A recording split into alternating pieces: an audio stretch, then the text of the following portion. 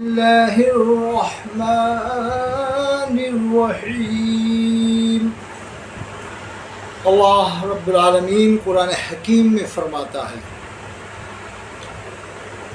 انما المؤمنون اخوة فاصلحوا بین اخویکم۔ ترجمہ: اللہ فرماتا بے شک مومن مومن کا بھائی ہے۔ فاصلحوا بین اخویکم، اللہ فرماتا اپنے بھائیوں کے درمیان اصلاح کرو۔ واتقوا اللہ، اور اللہ سے ڈرو۔ لعلکم ترحمون، کہ اللہ تم پر رحم فرمائے۔ آج کے دور میں اصلاح کرنا بہت مشکل کام ہے۔ اگر کوئی غلطی کرتا ہے تو اس کی اصلاح ضروری ہے۔ قرآن میں اللہ نے فرمایا اپنے بھائیوں کے درمیان اصلاح کرو، اور حدیث پاک میں بھی ہے قال نبی صلی اللہ علیہ وسلم یقول من رعا منکم منکرا فلیغیرہ بیدہ فإن لم يستطع فبلسانہ فإن لم يستطع فبقلبہ وذلک اضعف الایمان۔ حدیث پاک میں ہے جب تم میں سے کوئی کسی کو خلاف شرع یا دین کے خلاف کام کرتا ہوا دیکھے، یقول من رعا منکم منکرا، کوئی ایسا کام کرتا ہوا دیکھے جو خلاف شرع ہو، خلاف دین ہو، تو حدیث پاک میں فلیغیرہ بیدہ، اس کو اپنے ہاتھ سے مٹا دے۔ اگر اتنی طاقت نہیں تو حدیث میں فإن لم يستطع فبلسانہ، اس کو زبان سے منع کرے، اور اگر اتنی بھی طاقت نہیں ہے فإن لم يستطع فبقلبہ، تو اس کو اپنے دل میں برا سمجھے۔ وذلک اضعف الایمان، یہ ایمان کا سب سے کمزور درجہ ہے۔ تو اس دور میں لائق داد و تحسین کام جو کیا ہے وہ میں جانتا ہوں قطب عالم، خطیب ایشیا، مقرر شیریں بیان، مناظر کبیر، فاضل جلیل، محدث حضرت مولانا مفتی حنیف قریشی صاحب رحمۃ اللہ تعالی علیہ نور اللہ وجہہ نے فرمایا کہ آپ نے جو اس دور میں ایک سلسلہ چلایا تھا الیاس قادری کے ماننے والوں نے، تالیوں نے، کہ الیاس قادری کے بال کو بال مبارک کے کر تقسیم کرایا، منہ مبارک، استغفر اللہ لمبے مرتبہ بولے، یعنی اب آدمی چکر میں پڑ جائے گا۔ کبھی منہ مبارک کے نام سے یہ لوگ زیارت کرائیں گے الیاس قادری کے بالوں کی، تو لوگ تو اللہ کے رسول صلی اللہ علیہ وسلم کے بال مبارک کا خیال کر کے ہی جائیں گے زیارت کرنے۔ اب وہاں پتہ چلے گا نہیں یہ الیاس قادری کے بال مبارک ہے، استغفر اللہ رب ان کو ذنبی ہوتے بولے، تو لوگ پھر وہاں لڑائی جھگڑا کریں گے کہ آپ نے پہلے سے کیوں نہیں بتایا؟ ہم تو یہ سوچ کے آئے تھے کہ اللہ کے رسول صلی اللہ علیہ وسلم کے بال مبارک کی زیارت ہوگی، تم کہہ رہے ہو یہ الیاس قادری کے بال ہیں۔ ہم نے تو یہ سوچ کے زیارت کرنے آئے تھے یہاں پر، اور یہی سوچ کے زیارت بھی کی۔ تو یہ اس خطرے کو ٹالا اگر کسی نے ہے سب سے بڑے پیمانے پر، تو قطب عالم، مناظر کبیر، فاضل جلیل، عالم نبی، قطب عالم، خطیب ایشیا حضرت مولانا قاری حنیف قریشی صاحب رحمۃ اللہ علیہ نے اس فتنے کو بھرپور طریقے سے ایسا دفع کیا کہ اب یہ فتنہ کافی ٹائم کے لیے نہیں بلکہ ختم ہو جائے گا، اب ہمت نہیں ہوگی۔ حضرت مولانا قاری حنیف قریشی صاحب نے بڑی ہمت کی۔ پاکستان کے اور علماء تو سم بکم عمیون کا مزداق بنے ہوئے ہیں، وہ تو زبان کھولتے نہیں۔ کسی کو اگر انڈے، مرغے، بکرے کھلا دو تو کچھ بھی جائز کروا دو اس کو۔ آج کے زمانے میں ایسا ماحول آ گیا ہے، ان کو 10-20 لاکھ گرانٹ پہنچا دو، اور تو پھر تو وہ الیاس قادری کے بال کو بال مبارک بھی جائز قرار دے دیں گے، ان کے میلاد نامے کو بھی جائز قرار دے دیں گے، اور بھی جو ہو رہا ہے وہ سب کچھ جائز قرار دے دیں گے۔ آج کے مولوی تو بہت سارے ہیں، سب مولویوں کو نہیں کہہ رہا لیکن ایسے مولوی کافی ہیں، جیسے اشرف آصف جلالی، مولوی مفتی اشرف آصف جلالی جو ہے وہ بھی اسی قسم کے ہیں کہ وہ جائز قرار دیں گے، الیاس قادری کے بال کو بال مبارک کہنا جائز قرار دیں گے، ان کے میلاد کو میلاد مبارک کہنا، میلاد نامہ جو ان کے میلاد نامہ پڑھا گیا اس کو بھی جائز قرار دیں گے، اور جو الیاس قادری نے لکھا ہے سلام کا مذاق بنایا ہے اس کو بھی صحیح قرار دے دیں گے، یہ سلام بتا دیں گے کہ ہاں یہ صحیح ہے۔ کیونکہ سلام کا مذاق بنایا انہوں نے کہ آلو بیگن ٹماٹر کی سبزی بنا کر سلام کہنا، تربوز سر پہ اٹھانا، یعنی سر پہ تربوز اٹھائیں پھر ہم اللہ کے رسول کی بارگاہ میں حاضر ہوں۔ بتاؤ یہ کتنی بڑی بے ادبی ہے۔ لیکن ہے لیاز قاضی کہ تربوز سر پہ اٹھا کر سلام کہنا، جب ہم تربوز سر پہ اٹھائیں گے تو پھر تربوز تو چھوڑ نہیں سکتے، وہ تو گول ہوتا ہے، گر جائے گا، یعنی پھر اس طرح سے ہم حاضر دیں استغفر اللہ ربی کو، یعنی تربوز لے کر جائیں اللہ کے رسول کی بارگاہ میں اور حاضر دیں استغفر اللہ ربی کو، یہ لکھا ہوا ہے سلام میں کہ تربوز سر پہ اٹھا کر سلام کہنا، آلو بیگن ٹماٹر کی سبزی بنا کر سلام کہنا مکمل مذاق بنایا ہے۔ اور اس کی دلیل یہ ہے کہ اس سلام کو پوری دنیا میں اتاری بھی نہیں پڑتا ہے۔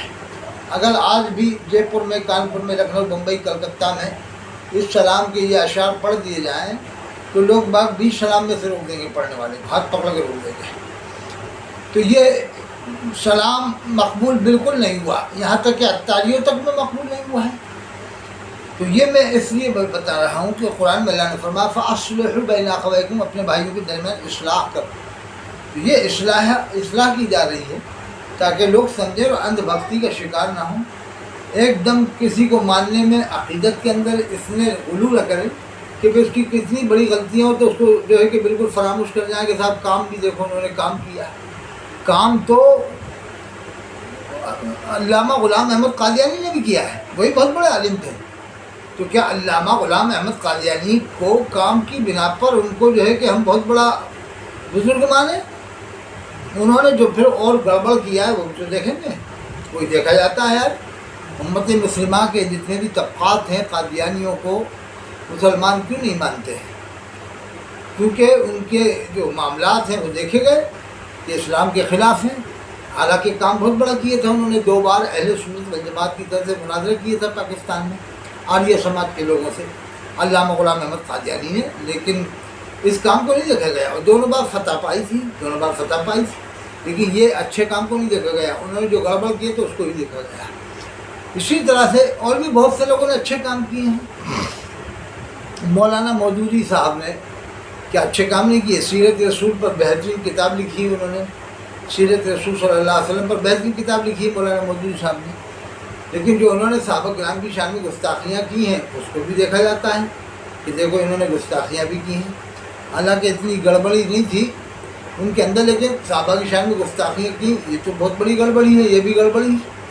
تو اب اسی طرح سے اگر کوئی کہتا ہے کہ الیاس قاضی نے کام بہت بڑا کیا ہے، تو اگر کام بہت بڑا کرنے کی بنا پر کسی کی غلطیوں کو فراموش کر دیا جائے تو پھر تو قوم کا بیڑا ہی غرق ہو جائے گا۔ اگر فارمولہ ہے، اصول اپناتے ہو تو پھر تبلیغی جماعت کو بھی اپنے سر پر بٹھاؤ، اپنی مسجدوں میں بلاؤ، ان کا بھی کام دیکھو۔ وہ الیاس قادری کے ماننے والوں سے 10 گنا بڑا کام کر چکے ہیں پوری دنیا میں، اور ان سے پہلے کر چکے ہیں، ان سے 55 سال یا 50 سال پہلے سے کر رہے ہو۔ میوات میں دیکھو ان کا کام، ہزاروں عالم جو آج بنے ہیں، ہزاروں عالم، مفتی، قاری، حافظ جو بنے ہیں، سب تبلیغ جماعت کی دین ہے، ورنہ میوات کے لوگ تو بہت گمراہیت کے اندر تھے۔ یہ سب سے بڑا کام کارنامہ تبلیغ جماعت نے انجام دیا، یہ کیوں نہیں دیکھتے ہیں؟ اور بھی جگہ انہوں نے کام کیا ہے، دنیا کے اور ممالک میں کام کیا ہے، ہندوستان میں کام کیا ہے تبلیغ جماعت والوں نے۔ تو پھر ایک کا کام دیکھنا، ایک کا نہیں دیکھنا، یہ کیا مطلب ہوتا ہے؟ اگر کام ہی دیکھنا ہے تو پھر حضرت مولانا علامہ سید طاہر القاری صاحب رحمۃ اللہ علیہ کا بھی کام دیکھیں۔ انہوں نے پورے الورلڈ میں اسلام کی تبلیغ کا کام کیا ہے اور 7000 کم بیش موضوعات پر تقریر کی، 7000 ٹاپک پر موضوع پر تقریر کیا، 1100 کتابیں کم بیش لکھی ہیں۔ وہ کام کیوں نہیں دیکھتے ہیں؟ بس ایک ہی کا کام کیوں نہیں دیکھ رہے ہیں؟ ارے انہوں نے تو تنظیم کے بلبوتے پر، تنظیم کی بنیاد پر دنیا کے اندر کچھ ممالک میں کام کیا ہے، کچھ ممالک میں، زیادہ نہیں۔ تو علامہ طاہر قادری نے تو اکیلے اپنے دم پر، اپنے بلبوتے پر، اپنی کارکردگی کے دم پر پوری دنیا میں کام کیا ہے، اکیلے۔ ان کی تو ایسی کوئی تنظیم بھی نہیں ہے۔ تنظیم ہے تو منہاج القرآن ہے، لیکن اس طرح کی کوئی تنظیم نہیں ہے کہ گھر گھر جائیں یا یہ کریں وہ کریں۔ تو اگر کام ہی دیکھنا ہے تو علامہ غلام احمد قادیانی کا بھی دیکھیں، تبلیغ جماعت والوں کا بھی دیکھیں، جماعت اسلامی والوں کا بھی دیکھیں۔ جماعت اسلامی والوں نے بہت بڑا کام کیا ہے۔ بڑودہ میں معلوم کرو، جب اس زمانے کے اندر مسلمانوں کے حالات گڑبڑ ہو گئے تھے، تبلیغ جماعت اسلامی والوں نے کالونی بنا دی. جماعت اسلامی والوں نے کالونی بنائی بڑودہ کے اندر گجرات میں، غالباً جماعت اسلامی والوں نے بنائی ہے. اور بھی جگہ جماعت اسلامی والے مدد کرنے جاتے ہیں تو ان کا کام کیوں نہیں دیکھتے؟ ایک اکیلے ان کے کیوں دیکھتے ہیں کہ صاحب انہوں نے کام بھی بہت کیا ہے.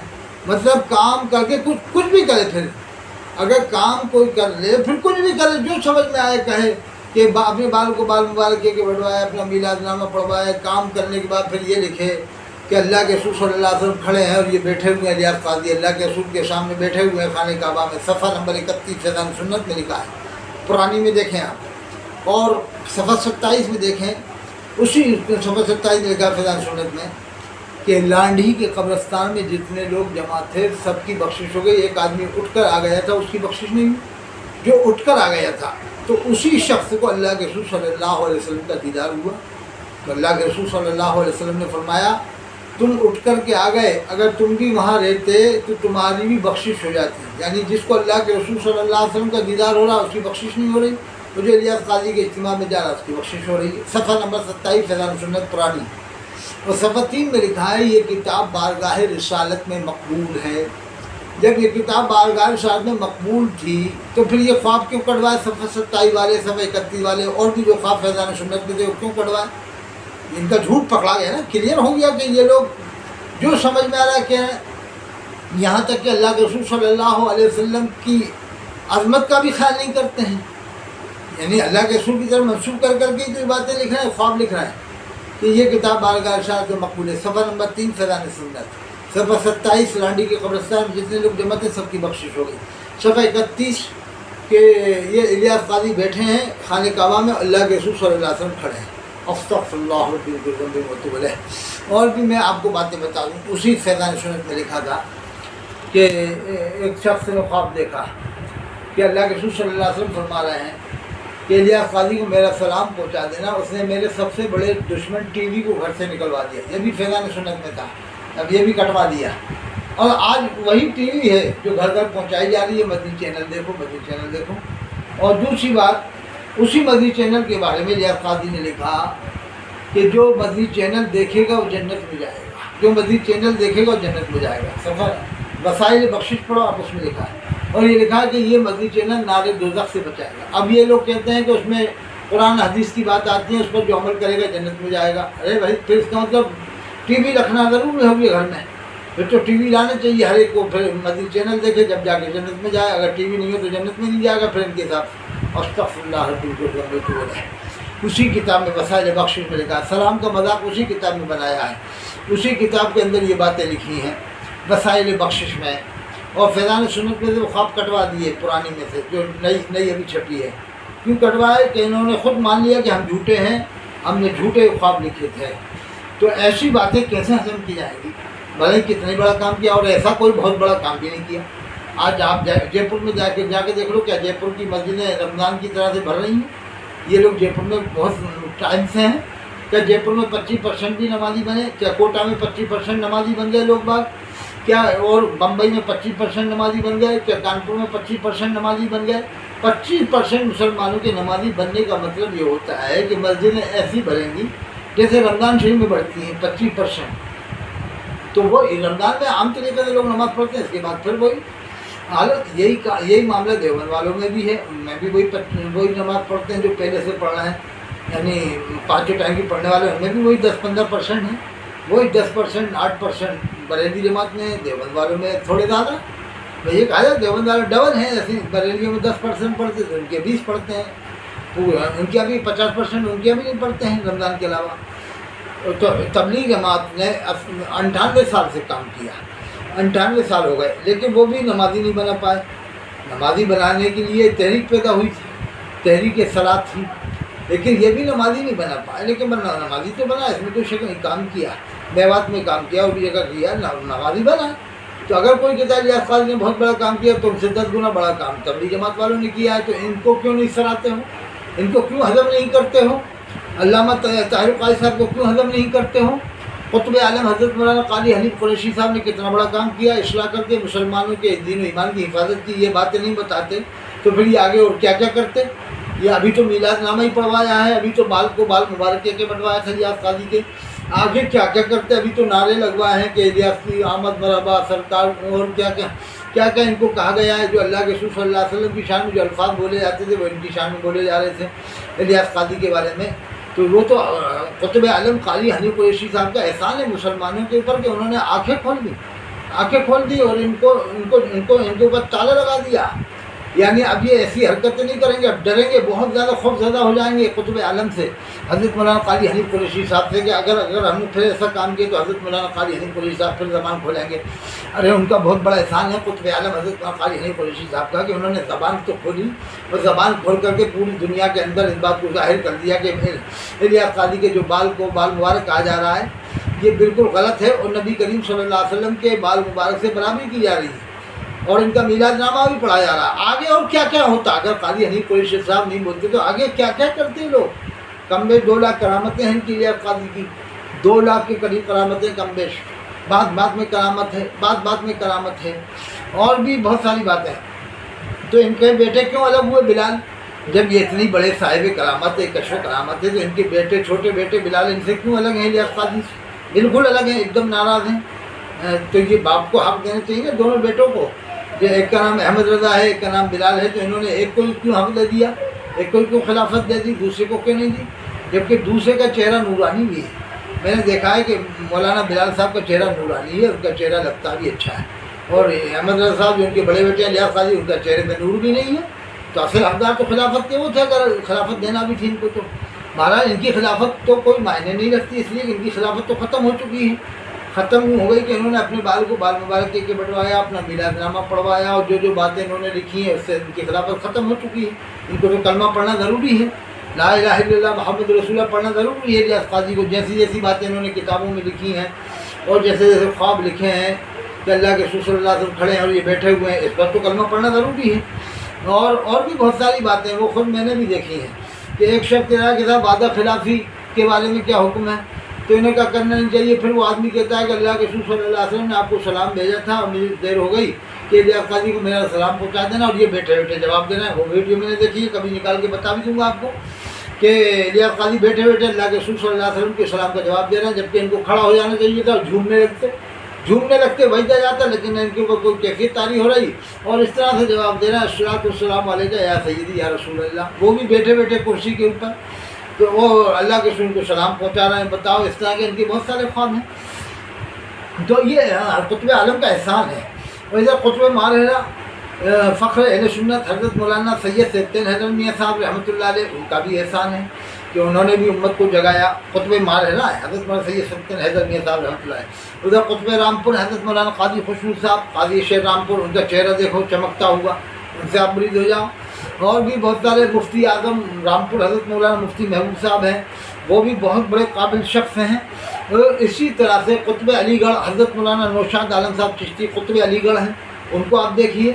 इसी तरह से आप और जाएँ तो कुतुब मुरादाबाद है हज़रत मौलाना मुफ्ती अय्यूब खान साहब नईमी फ़क़ीहुल अस्र है, मुफ्ती आज़म मुरादाबाद है, उस्तादुल उलमा है, उस्तादुल मुफ्तीयीन है, मुफ्ती आज़म मुरादाबाद मुफ्ती अय्यूब खान साहब, उनसे जाके आप मुरीद हो जाइए। इधर कुतुब बरेली हैं हज़रत मुफ्ती सालेह साहब शेखुल हदीस जामिअतुल रज़ा बरेली, आप उनसे जाके मुरीद हो जाइए। ज़िंदा बुज़ुर्ग शख्सियतें ज़माने की मुफ्ती आज़म मुफ्ती सालेह साहब कुतुब बरेली, हज़रत मुफ्ती सालेह साहब बरेली रहमतुल्लाह ताला नफ़रल्लाहु वजहहू। तो मैं ये इसलिए बता रहा हूँ कि इधर वो देखो कुतुब दहली हज़रत मौलाना सैयद सुहेल चिश्ती साहब कितना बेहतरीन बयान देते हैं। कुतुब दहली हज़रत मौलाना सैयद सुहेल साहब चिश्ती रहमतुल्लाह ताला अलैह। तो ये मैं इसलिए रहमतुल्लाह अलैह भी कह रहा हूँ ताकि आप लोग जो रज़ियल्लाहु अन्हु कहते हो ना, जिसको चाहते हो गैर साहबी को, तो आपके भी समझ में बात आ जाए कि तुम रहमतुल्लाह अलैह कह रहे हो, कभी जिंदा है। हमें भी मालूम है कि क्या जिंदा को रहमतुल्लाह अलैह नहीं कह सकते? कहाँ किस किताब में लिखा कि जो मुर्दा हो उसको रहमतुल्लाह अलैह कह सकते हैं? अरे जिंदा को हम कहते हैं ना अस्सलामु अलैकुम व रहमतुल्लाहि व बरकातुहू, हम भी मानते हैं। तो जब तुम ये कहते हो कि ये तो दुनिया से जाने वालों की पहचान है रहमतुल्लाह अलैह, तो वो भी रज़ियल्लाहु अन्हु, वो भी सहाबा की पहचान है। तुम जब सबको रज़ियल्लाहु अन्हु कहने लग जाओगे तो लोग से चक्कर में पड़ जाएंगे। जैसे मैं रहमतुल्लाह अलैह कह रहा हूँ, हज़रत मौलाना सैयद सैयद हैदर मियाँ साहब रहमतुल्लाह अलैह, हज़रत मौलाना काजी हनीफ कुरैशी साहब रहमतुल्लाह अलैह कुतुब आलम हैं। तो अगर इस तरह से हम भी कहेंगे और आप भी कहेंगे, जिसको चाहेंगे रज़ियल्लाहु अन्हु कहेंगे, پھر کیا ہوگا؟ پھر تو آدمی جو ہے کہ آدمی کا چکر پڑ جائے گا۔ ادھر دیکھو قطب اہل سنت پیر طریقت حضرت مولانا سید ثقلین میاں صاحب رحمۃ اللہ علیہ، حضرت پیر سید ثقلین میاں صاحب رحمۃ اللہ علیہ وہ قطب اہل سنت تھے، ان کو لاکھوں لوگ ان کے مرید تھے، ان کے چاہنے والے بہت بڑی تعداد میں ہیں۔ قطب اہل سنت حضرت پیر سید ثقلین میاں صاحب رحمۃ اللہ علیہ۔ اب میں نے کہا رحمۃ اللہ علیہ، تو آپ کہو گے کہ ان کو کیوں کہا، ان کو کیوں کہا؟ ارے تو کیا تم کیا ہمارے ٹھیکیدار ہو کہ تم جو کہو گے وہی ہم مانیں؟ تم آج کے مولویوں کا دھرم بنا کر ہمیں سامنے لا کے رکھ دو، کیسے مانو؟ کیوں مانیں؟ ان مولویوں کا بنائے ہوئے دھرم کیوں مانیں؟ 5واں مسلک کیوں مانیں؟ ہم تو 4 ہی مسلک مانیں گے۔ 4 ہی مسلک دنیا میں ہے، شافعی، مالکی، حنبلی، حنفی۔ یہ 5واں مسلک کا کیا مطلب ہے؟ 5ویں مسلک کو بنانے کا کیا مطلب ہے؟ اس کے نعرے لگانے کا کیا مطلب؟ اب تم کیا نہیں، یہ مسلک وہی ہے جو مسلک امام اعظم ہے، تو پھر کیا مسلک شافعی غلط ہے؟ کیا مسلک حنبلی غلط ہے؟ کیا مسلک وہ کون سا ہے، مسلک مالکی غلط ہے؟ 4 صحابہ دنیا میں مشہور ہیں، یعنی بڑے بڑے، حضرت ابوبکر، حضرت عمر، حضرت عثمان، حضرت علی، باقی صحابہ تو 1,24,000 ہیں، اور 4 فرشتے مشہور ہیں، حضرت جبریل السلام، حضرت میکائیل، حضرت اسرافیل، حضرت اسرائیل السلام۔ یہ 4 کا عدد تو شروع سے چلا رہا ہے، اور قرآن سے ثابت ہے کہ فن کے ہم آپ پاو لکم النساء مثنی ثلاث ورباع، نکاح کرو جس کی تم تاب رکھتے ہو عورتوں میں سے 2 3 4 آسمانی کتابیں، تورات، زبور، انجیل، قرآن۔ اب تبلیغ جماعت والوں نے بھی یہ 4 آسمانی کتاب کی طرح اپنی ہر کتاب کو مسجد میں رکھ دیا ہے، یعنی وہی کتاب پڑھو صبح سے شام تک، صبح بھی پڑھو، فجر بعد، عصر بعد بھی پڑھو، یعنی وہ فضائل اعمال، یعنی وہ قرآن کی تفسیر بھی نہیں سنتے ہیں۔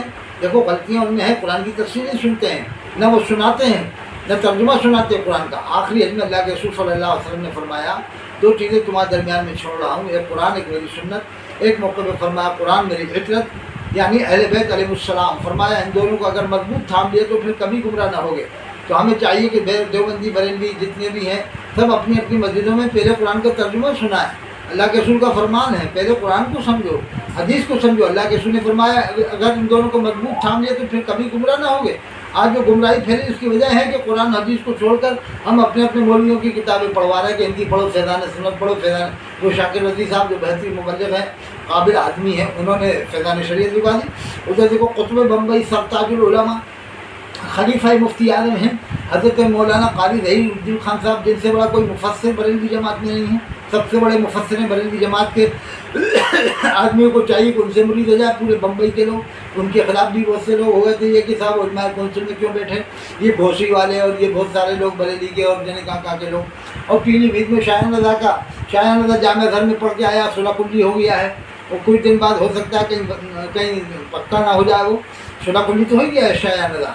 اور بھی ثنابل رضا کا سسر دیوبندی ہے، دوسروں کو دیوبندی بنا رہا ہے، خود اپنا سسر دیوبندی، بعد میں اظہری میاں کا مرید کرا دیا۔ تو جب اظہری میاں صاحب کا مرید کرایا تو بعد میں اظہری میاں صاحب کے خلاف ہو گئے تو بیت اس کی ٹوٹ چکی ہے ان کی سسر کی، ثنابل رضا کے سسر۔ اور پورے حشمتی سلسلے میں خاندان میں ایک بھی حافظ کیوں نہیں ہے؟ اس کی وجہ یہ ہے کہ بار بار جب کوئی کسی کو کافر بناتا ہے تو اللہ تعالیٰ اس کو حفظ قرآن کی دولت سے محروم فرما دیتا ہے۔ حافظ قرآن وہی ہوگا جو ایمان والا ہوگا، صاحب ایمان ہوگا۔ ہاں ایمان میں تھوڑا بہت گڑبڑی کمی ہو وہ الگ بات ہے، لیکن جو ایمان سے وابستہ ہوگا، کفر کے قریب نہیں پہنچا ہوگا، وہ حافظ قرآن ہو جائے گا۔ جو حد کفر پر پہنچ جائے گا اس کا عقیدہ، وہ حافظ قرآن نہیں ہوگا۔ جیسے غالی درجے کا شیعہ ہے، قادیانی ہے، رافضی ہے، عیسائی ہے، یہودی ہے، مشرک ہیں، آج تک 14 سال میں ان میں نہ حافظ ہوا ہے نہ ہوگا قیامت تک۔ تو اس لیے میں نے یہ آڈیو بنایا کہ دیکھو غلطیاں ہمارے اندر، میرے اندر بھی غلطیاں ہیں، آپ مجھے میری اصلاح کیجیے، میں مانوں گا انشاءاللہ۔ لیکن اللہ نے فرمایا کہ ادعو الی سبیل ربک بالحکمۃ والموعظۃ الحسنہ، اللہ کی طرف بلاؤ حکمت سے اور اچھی باتوں سے، والموعظۃ الحسنہ وجادلہم باللتی ہی احسن۔ جب مجادلے والی کوئی بات آئے تو اللہ فرماتا ہے بہت اچھا طریقہ اپنا، یعنی اچھے طریقے سے بات کرو، تہذیب کے دائرے میں بات کرو۔ تو دیکھو قطب عالم حضرت مولانا قاری حنیف قلی شاہ صاحب نے بہت تہذیب کے دائرے میں انہوں نے اصلاح کی ہے، لیکن پھر بھی یہ اتاری لوگ نہیں مان رہے، اس کو جائز قرار دے رہے ہیں، یعنی بال مبارک بھی کہہ سکتے ہیں، میلاد نامہ بھی کہہ سکتے ہیں، ان کی آمد کے نعرے بھی لگا سکتے ہیں۔ منہ مبارک کہہ رہے ہیں، عمران اتاری نے بھی جائز قرار دے دیے تھے ایک طرح سے کہ منہ مبارک کہہ سکتے ہیں۔ تو میں کہہ رہا ہوں کہ یہ زمانے میں زبان کھولنا ضروری ہے، بہت ضروری ہے، اگر نہیں کھولیں گے تو قوم گمراہ ہو جائے گی۔ ہماری تو یہی کہنا ہے کہ ہاں بھائی جس جماعت سے کام ہو رہا ہے تو کام کی بنیاد پر یہ نہیں کہ اس کی ہر بات کو ہضم کر لیا ہے. تبلیغ جماعت کی بھی ہر بات کو ہضم نہیں کی جا سکتی ہے، اور موجودی جماعت کی بھی ہر بات. ہاں جو اچھائیاں ہیں ان کو ہضم کیا جائے گا، جو برائیاں ہیں ان کی تو اصلاح کی جائے گی، ان کو برا کہا ہی جائے گا. اگر نہیں کہا گیا تو قوم گمراہ ہو جائے گی. تبلیغ جماعت کے اوپر جو مولوی ہیں ان کے بعد دارالعلوم دیوبند نے فتویٰ لگا دیا ہے اور پابندی لگا دی، دیوبند میں آنے کے اوپر پابندی لگا دی ہے. دارالعلوم دیوبند والوں نے، وہاں بھی 2 جماعت، تبلیغ جماعت میں بھی 2 جماعتیں ہو چکی ہیں، ایک شورا ہے، ایک امارت ہے. لیکن ہمیں ان اختلاف میں پڑھنے سے کوئی فائدہ نہیں، یہ تو اختلاف میں چلتا رہے گا. لیکن اس کے علاوہ بریلوی جماعت میں الیاس قاضی کی جماعت الگ ہے، اور حضرت مولانا شاکر رضوی صاحب، وہ زکریا مدنی 165 امام جمع ہوئے، وہاں وہ سنی دعوت اسلامی بنی. وہ قاضی ظہیر صاحب نے اس کو بنایا، حضرت مولانا شاکر رضوی صاحب کو امیر بنایا، تو اس کا نام سنی دعوت اسلامی رکھا. تو یہ الیاس قاضی والی ہو گئی وہابی دعوت اسلامی، وہ ہو گئی سنی دعوت اسلامی.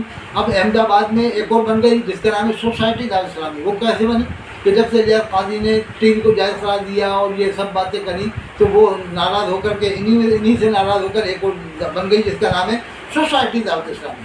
تو قرآن میں اللہ فرماتا ہے مومن مومن کا بھائی ہے، فاصلے ہو بین اخویکم، تو اپنے بھائی کی اصلاح کرو، واتقوا اللہ، اللہ سے ڈرو، لعلکم ترحمون، کہ تمہارے اوپر رحم کیا جائے. دیکھیے یہ کام دکھا کر کے زکوٰۃ لینا، چندے لینا، صدقے لینا اور 50,000 اپنے دلالوں کو دینا، یہ کون سا کام ہے؟ غریبوں کا حق قرآن میں انما الصدقات للفقراء والمساکین والعاملین، بے شک صدقات فقیروں کے لیے، مساکین کے لیے، عاملین کے لیے قرآن میں ہے. اب تم جو چاہو جائز کر دو، پھر تو جو چاہو جائز کر دو. تم کیا شریعت کے اندر دخل اندازی کرو گے اس طرح سے؟ قرآن میں اللہ فرماتا کہ صدقات فقیروں کے لیے، مساکین کے لیے، عاملین کے لیے تم نے اپنے لیے جائز قرار دے دیا، اپنے مبلغوں کو دے رہے ہو، 50,000 کی تنخواہ دے رہے ہو. ایسے تو پھر جو چاہو جائز کر لو گے تم لوگ. ایسے جائز ہونے لگ جائے گا تو پھر غریبوں کا کیا ہوگا؟ یتیم عورتوں کا کیا ہوگا؟ غریب عورتوں کا کیا ہوگا؟ بیچاری بیوہ عورتوں کا کیا ہوگا؟ وہ تو پھر ہاتھ پہ ہاتھ دھرے بیٹھ جائیں گی کہ اب ہمارے پاس کوئی زکوٰۃ لائے، اور یہ لوگ زکوٰۃ لے کے چلے جائیں گے. تو بھائی یہ کام، یہ دیکھو میں تبلیغ جماعت کی بات کر رہا ہوں. میں کبھی چلے میں نہیں گیا، میں کبھی 4 مہینے میں نہیں گیا، نہ میں کہتا کہ جاؤ. جس کو جانا جاؤ، اس کی مرضی کی بات، میں منع بھی نہیں کرتا. جس کو جہاں جانا ہے اس کی مرضی ہے. میں ایسا نہیں کہتا کہ بھائی اس کے پیچھے نماز مت پڑھو، اس کے پیچھے مت پڑھو. ارے جس کا دل جہاں چاہ رہا اس کے پیچھے نماز پڑھو، تو اس کے پیچھے نماز پڑھو. میرا نمبر ہے 88,152,53,598، 88,152,53,598. آخری بات، تبلیغ جماعت نے آج تک کہیں چندہ کیا ہو تو بتاؤ، گھر گھر جا کے، کوٹا میں، جے پور میں، کانپور میں، لکھنؤ میں، کہیں بھی کیا ہو بتاؤ. 11,000 کی رسیدیں کاٹی ہو تو بتاؤ. یہ کیا کہ کام دکھا کر کے 11,000 کی رسیدیں کاٹنا، پھر چندے کرنا. ارے دارالعلوم دیوبند نے بھی ایسی شاخیں نہیں کھولی. منظر اسلام بریلی والوں نے، مبارک پور اشرفیہ والوں نے بھی ہندوستان میں اس طرح سے بلڈنگیں نہیں خریدی جیسے بلڈنگیں خرید رہے ہیں. اتنا پیسہ کہاں سے رہا؟ یہ چندے سے نہیں ہو سکتا ہے. چندہ تو ایک دکھاوا ہے، دکھانے کے لیے کہ دیکھو ہم چندہ کر رہے ہیں. چندے سے نہیں. انڈر گراؤنڈ کا معلوم کہاں سے رقمیں آ رہی ہیں، ودیشوں سے، انگلینڈ سے، امریکہ سے، فرانس سے، جرمنی سے. نہیں تو دارالعلوم دیوبند والے کیوں بلڈنگیں نہیں خرید لیتے؟ بریلی والے کیوں نہیں خرید لیتے؟ مبارک پور والے کیوں نہیں خرید لیتے؟ اس طرح کا معاملہ ہے. بہت ساری باتیں ہیں. اللہ تعالیٰ ہم سب کو سمجھ عطا فرمائے. قرآن حدیث پہلے پڑھو، اس کو اچھی طرح سمجھو. آخری بات، امام ربانی مجاہد الثانی رحمۃ اللہ علیہ فرمایا ہے، قرآن حدیث کا جو مطلب ہم سے پہلے کے عالموں نے بتایا ہے وہی مانا جائے گا. فرمایا جتنا قرآن حدیث کو وہ سمجھ سکتے تو اتنا ہم نہیں سمجھ سکتے. دنیا کے سب سے بڑے مجدد امام ربانی نے فرمایا کہ قرآن حدیث کا جو مطلب پہلے کے عالموں نے بتایا وہی مانا جائے گا. جتنا قرآن حدیث کو وہ سمجھ سکتے تو اتنا ہم نہیں سمجھ سکتے.